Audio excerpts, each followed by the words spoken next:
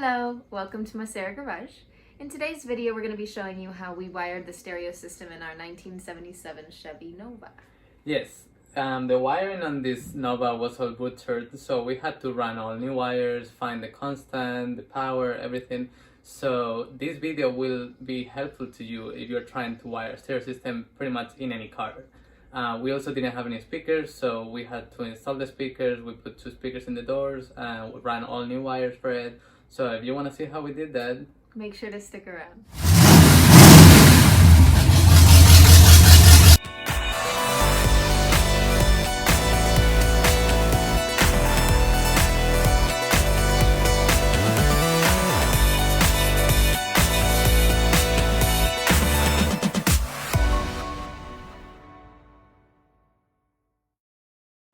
here we got the radio that we'll be installing today. We got a JVC radio for around $70. It comes with a wiring harness with a microphone, and the box specifies what its color cable is in the wiring harness. We are gonna start working on the 3 main cables of our wiring harness. The red will be your accessory, the yellow will be your constant power for the memory of the radio, and your black will be the ground. We are using a crimping tool and these quick connectors for our wiring harness, so that if we want to remove any of these wires or the harness in the future, it will be easy to do. For the ground, we're going to use this type of connector, which allows us to make a good connection just by placing it around a screw like this.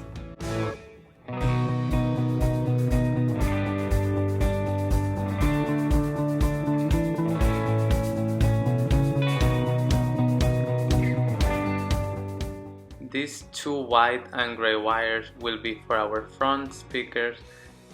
Then we have the wiring that we just prepared. The red is our accessory, the yellow one is our constant, and the black is our ground.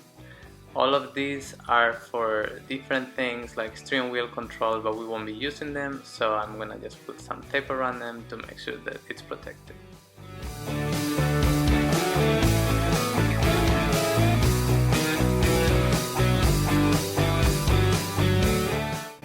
To begin installation in the car, we are going to connect our ground cable to this screw right here in the frame of the dash, but any metal of the car would work just fine.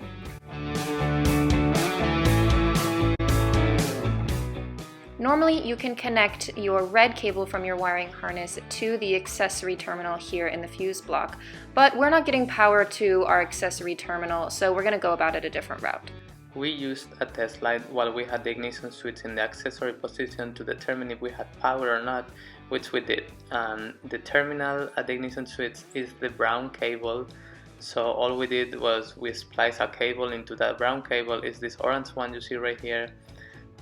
Then we just put an inline fuse to protect the circuit, and we put 2 terminals at the end to connect a couple accessories to it. So after that, we are going to connect our accessory cable, which is this red one. In order for our radio to remember our settings, we need to make sure that it's getting constant power at all times. We used our test light to determine which cable was hot, and we used this one. This is the original cigarette lighter cable from our 77 Chevy Nova. So now we're going to connect our yellow cable from our harness to our new constant power source. Now that our ground, our constant, and our accessory cables are plugged in, it's a good time to test your radio. Plug in the harness in the back, turn on your key and off, and make sure that the radio turns on and off with it. Here you can see the speakers that we have mounted to the door. It is imperative to make sure that you connect the positive and the negative cables to the back of the speaker before you mount it to the door. We just drilled 3 holes in the door and screwed them right in. To route the cable of the speaker back into the cabin, we were taking it up through the door and out this little hole that was already here when we purchased the car, so that was convenient. Then we're threading it through another hole that was already there when we purchased the car, so doubly convenient. And then we're going to put this little plastic boot on here so to protect the cable from any friction. Next, we're going to route it up through the back of the dash, securing it with a couple of zip ties here and there, and then all the way to the back of the instrument cluster. Now we're going to repeat the same thing on the other side, except we were not lucky enough to have a hole pre-drilled here to pass the cable into the cabinet, so we're gonna drill right there. I'm gonna start by using a punch to make a little indentation and then using a drill to make a hole. So now we're gonna use our new hole to thread the cable through, and then when all of it is threaded through, just bring it up by the side of the kick panel into the dash.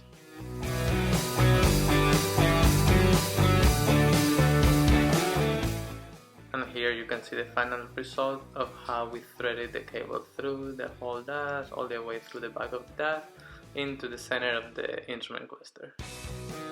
We are going to trim our speaker cables a little shorter since we don't need them as long as they came. And we're going to strip a little bit of the insulation so that we can make good connections. To wire the speakers to the harness, it's pretty simple. The speakers will have two wires, one solid black and one striped. These will connect correspondingly to the striped and solid color wires of the harness. So for the right side, the solid black cable will go to the solid gray cable, and the black and white cable will go to the black and gray cable.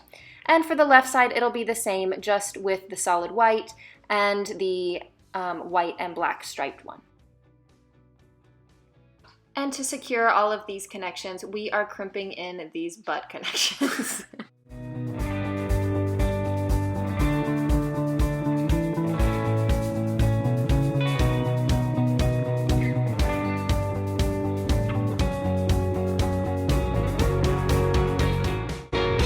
And as you can see here, all of our wiring harness is complete.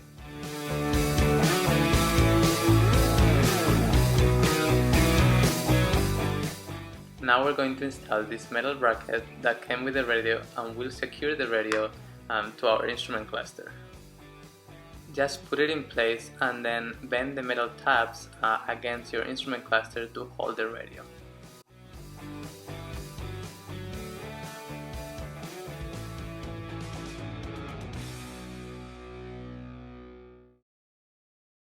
Now we're going to slide the radio into the bracket until it clicks. We had a little bit of a hard time with this since our instrument cluster trim isn't fully secure, because we have to first finish painting the dash pad and get that installed in order to have that trim really secure. So we had to remove the facing so that we could really get a good pressure in there so that it would click in place just like that. And now we're gonna put this plastic trim around the radio. We are almost done. All we have to do is to plug in the antenna so that we can hear our favorite radio station, and then plug in the harness that we just worked on.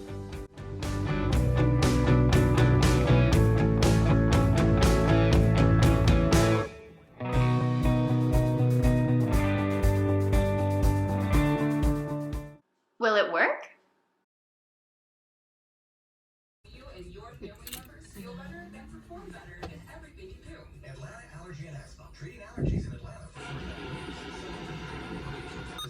Visit AtlantaAllergy.com/spring. Thank you for calling.